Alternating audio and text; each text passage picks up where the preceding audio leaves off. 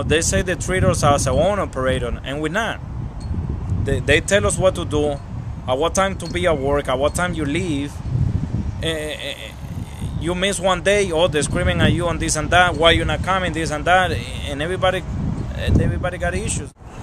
Another problem, we get charged for tires. We don't never get to see the casings, but then next thing you know, we get a deduction out of our checks for $25 a week, up to $400.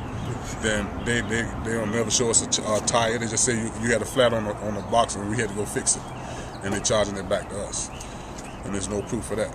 By the time we've taken out for fuel, insurances, our electronic cell phones that we have to have at the companies that we're with, by the time we get all deductions and then it's time to pay bills, we're down to nothing. So we kind of have to choose bills or family. We can't afford health insurance with the income we bring home. My children are on the verge of losing their health insurance right now.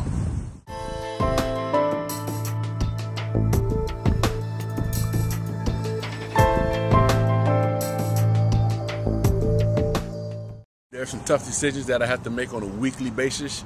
Do I buy new tires from a truck, or do I put food in the refrigerator? Do I send my kids to daycare this week?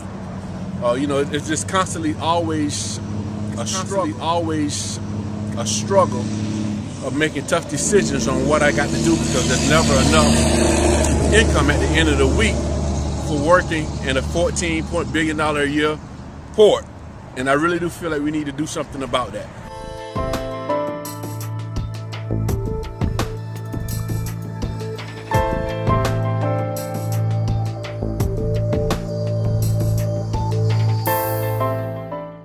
We need a change.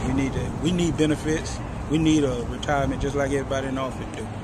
We doing all the work, and they getting the gravy in a sense, because they getting a salary. They don't have to put out of their salary to try to keep no equipment up.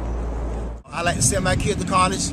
The other drivers like to send their kids to college. It's an industry that have left port drivers out.